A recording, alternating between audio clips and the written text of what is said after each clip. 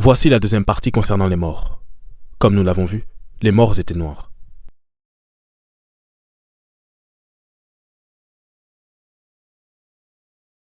Ils ont colonisé la péninsule ibérique, et c'est durant cette longue colonisation de la péninsule ibérique que les morts ont apporté tout leur savoir ainsi que la culture égyptienne qu'ils avaient préservée.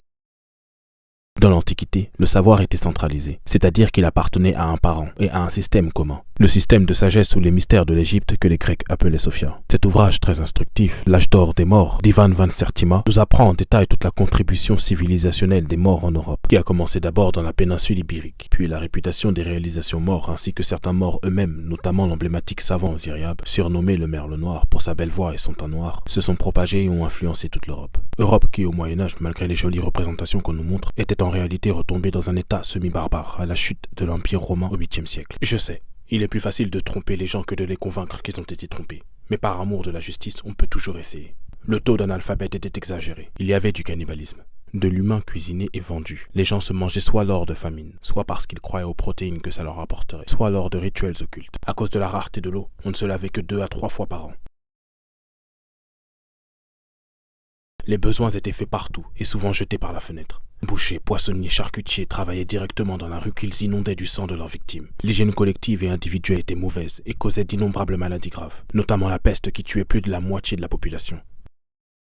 Ce sont d'ailleurs ces mêmes maladies qui ont tué les Amérindiens lorsque les Européens sont partis les trouver. Je ne dépeins pas ce tableau de l'Europe par animosité, non loin de là. Je le fais dans ce même but de révéler ce qui est ignoré par le plus grand nombre. L'Afrique n'était pas ce que l'Europe coloniale a dit qu'elle était, et l'Europe elle-même n'était pas ce qu'elle a dit qu'elle était, ni même ce qu'elle est. L'histoire est une pure falsification. Et si nous, les Africains, ne savons remonter l'histoire de l'Afrique que jusqu'à l'esclavage, alors il nous sera impossible de faire renaître une Afrique glorieuse, pour la simple et bonne raison que nous ne la connaissons pas. Vous savez, si l'Afrique peine à se relever, c'est bien sûr à cause de l'ingérence des colons et de la trahison des faux Africains, mais c'est surtout parce que nous essayons de nous relever dans la peau de l'étranger, dans l'enclos de sa mentalité, dans la vision de sa modernité et dans le poison de son capitalisme, le tout en oubliant ce qui est originalement bon pour l'Afrique et ses enfants. Mais nous en parlerons une autre fois. Pour l'heure, je vous invite à lire cette page qui synthétise en français une partie du grand apport civilisationnel des morts en Europe qu'Ivan van Sertima énumère dans son ouvrage. Toutefois, retenons déjà ceci. Après que les Égyptiens aient servi de source intellectuelle aux Grecs et Romains, les morts vont faire de même en Europe. Ils vont introduire les sciences africaines, arabo-perses et indiennes, créer des universités dont l'une des premières universités d'Europe, l'université de Salamanque en Espagne, calquée sur l'université de Djenné en Afrique de l'Ouest au IIIe siècle. Ils vont démocratiser l'enseignement, fonder des écoles de médecine, urbaniser l'Espagne, paver des routes, construire des trottoirs, des douches publiques, acheminer l'eau par des tuyaux dans les domiciles.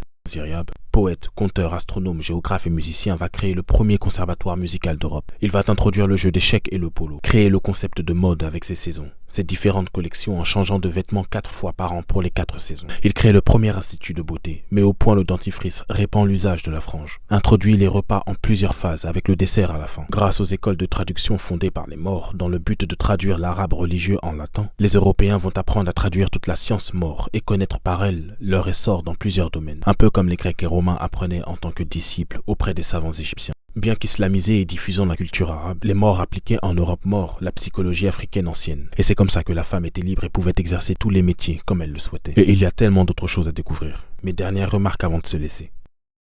Si vous vous demandiez pourquoi chez les Occidentaux l'Espagne a été le premier pays à découvrir la route qui mène aux Amériques, eh bien sachez que c'est parce qu'il était colonisé par les Africains. Et les Africains visitaient les Amériques depuis longtemps, comme l'a avoué Colomb lui-même dans son journal, retranscrit dans l'ouvrage Afrique et la découverte de l'Amérique de Léo Wiener, page 117. Tout ceci n'est pas un hasard. En quelle année Colomb a subitement découvert où vivaient les Amérindiens ? En 1492. Eh bien, c'est exactement l'année précise où les morts ont été vaincus. Le 2 janvier 1492, le chef africain Abou Abdallah, également connu sous le nom de Boabdil, s'est rendu aux Espagnols. Voilà, n'oubliez pas. À bientôt.